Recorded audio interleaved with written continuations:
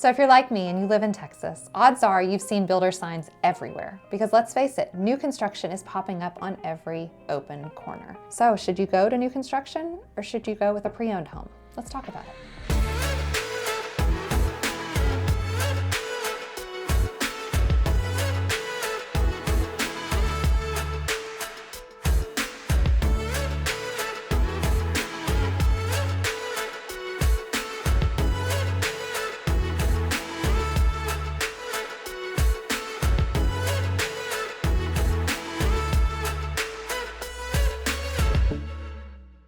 Hi, I'm Ashley and I'm a DFW real estate expert, and today we're going to talk about pros and cons of buying new construction. Hopefully by the end of this video, you'll have a better understanding of if it's right for you. So let's jump right in. Pro number one, everything is new. And who doesn't love new? You've got new HVAC units, you've got new windows, you've got new appliances. Everything is new. That means that you're not going to have something break on day one, hopefully. But if you do, not to worry. In Texas, your home will come with a 12-month builder warranty. Think about this builder warranty as a bumper-to-bumper warranty on a brand new car. It's going to be all encapsulating. So before you move into your home, you have the option to do a third-party inspection, but a lot of people actually hold this inspection until around month 11. They bring this third-party inspector in, have the home evaluated, and then they take that report and they turn it over to the builder. That builder is then repairing those items prior to the warranty expiring. Now that's not to say that you can go around breaking things and just expect the builder to fix it. It doesn't work like that. But your home will be covered by a builder warranty for true mechanical failures during that first year. And beyond that, you do have other ancillary warranties that come from the manufacturers of your appliances and also structurally. So you can move into a brand new construction home with peace of mind that you won't have high out-of-pocket costs that first year. Now, pro number two is a new construction home will be more energy efficient.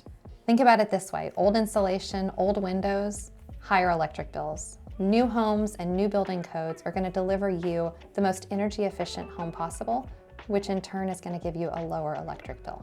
Now, the energy efficiency is a given, but some builders, depending on who you work with, will even throw in the latest and greatest appliances and technology packages, and that's just a bonus. Now, the final pro is actually the reason that so many people go with new construction at all, and that's the ability to customize the home. Now, every builder doesn't allow customization. There are different levels of customization, right? You have your spec homes where everything's pre-selected for you. Then you have your semi-custom homes, which is where you go in and you get to pick and choose things like tile and carpet, countertops, paint color, those kind of things. And then you have your full custom home builds, and that's not what we're talking about today. Today, I want to focus on number one and number two, which is your spec homes, where everything is pre-selected, and your semi-custom homes where you have the ability to make a couple selections within the community. Now, one thing that I do want you to know, in new construction communities, the lots and the elevations are usually pre-selected, and that is to preserve the integrity of the development. You don't want two of the same elevation next to each other, otherwise it's not going to look good, and when it comes time to resell the home, you're not going to be happy with the results. So keep in mind, when you go in, you'll pick a lot and then you'll pick your elevation, and the builder will let you know which elevations are available to you at that time. Now, everything that we just listed as a pro can actually also be seen as a con. So con number one of building new construction is that most communities are already fully what we call spec'd out. And that means that the builder has assigned a floor plan to a particular lot, and you just come in and you like it or you don't. And if you don't like it, then you go to the next one. When you walk into these new construction communities, they'll have a pricing sheet, and it'll say, okay, this 3-bedroom is this price, and this 3-bedroom is this price, and 4 bedrooms and 5 bedrooms, and so on. And you just decide, okay, which home is in my budget?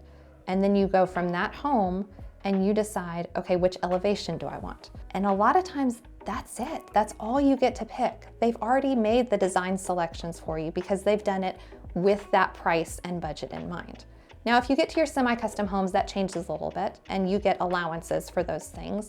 And then from there, you get to select within your allowances. And if you go over, it's considered a change order.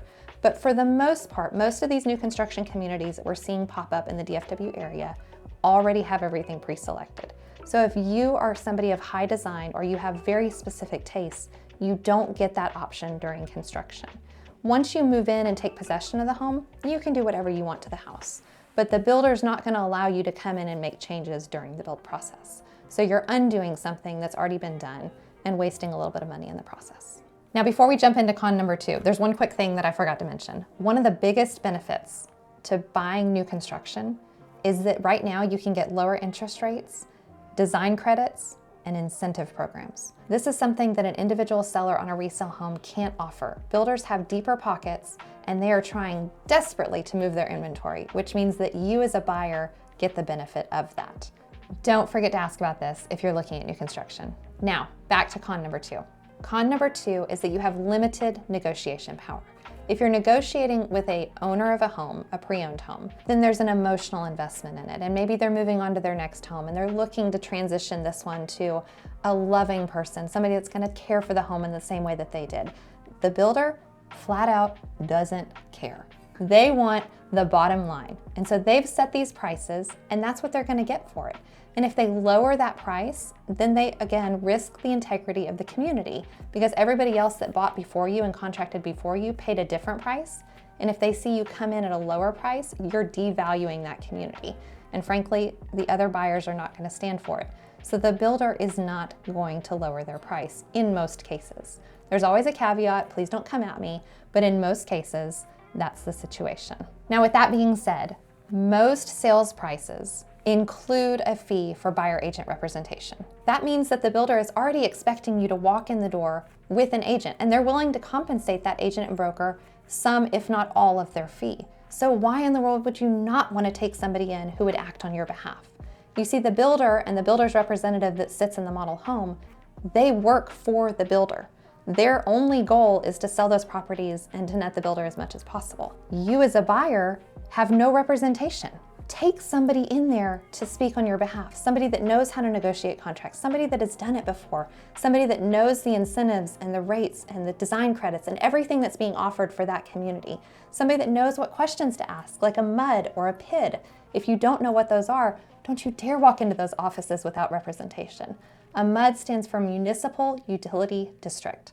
A PID is a Public Improvement District. These are things that come into play anytime a builder or a developer comes into an area where there was not existing infrastructure. And I'm not going to bore you with the details too much, but let me say that if the infrastructure does not exist, somebody has to pay to put it in. And that payment has to get paid back over time. And sometimes it's a fixed fee, and sometimes it's a percentage of your sales price, and sometimes it's based off your lot size, and sometimes it's taxed as part of your annual tax assessment, and sometimes you pay it separately. There's so many different structures. And the builder may or may not tell you about this because it may or may not help them sell the community. If you walk into a community that doesn't have it, I guarantee you those are the first words out of their mouth. They'll say, hey, welcome, we don't have a MUD or a PID, because they are proud of it and they know that that helps them sell those properties. And if they do have it, they probably won't tell you about it because it's an additional fee that maybe you weren't expecting to pay. And when you're comparing one community to the next, it matters. So please, please, please take somebody with you and allow yourself the benefit of proper representation. Now, speaking of MUDs and PIDs, a lot of these new construction communities have location limitations, right? They have to be further away from your city center and your downtown proper because there's nowhere else to build. There's nowhere for these builders to come in and create these large communities and sell these homes.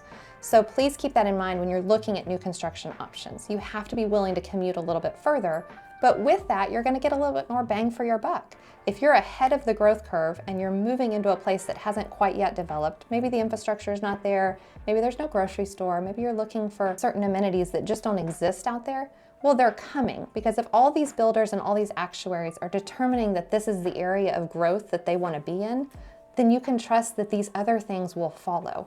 You'll be ahead of the curve and you'll gain equity, but you have to be willing to wait it out. And I will also add to that if you're buying a home in a new construction community, please make sure you're comfortable owning that home for a period of time. Because if you try to resell the home too soon, before the community's been built out or before the developers around the community have finished developing their communities, then you're going to be competing against these builders at the time of resale, and you're not going to get as much money back as you would like.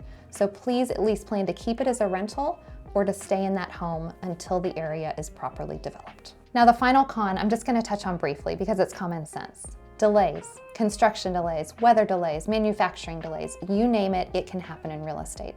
So if you're planning to move into a new construction community, always have a plan B and give yourself a little bit of a buffer before you become homeless. Now, if you've made it this far, thanks for watching. It really means a lot. The whole purpose of this channel is to make real estate a little less stressful and a little more fun.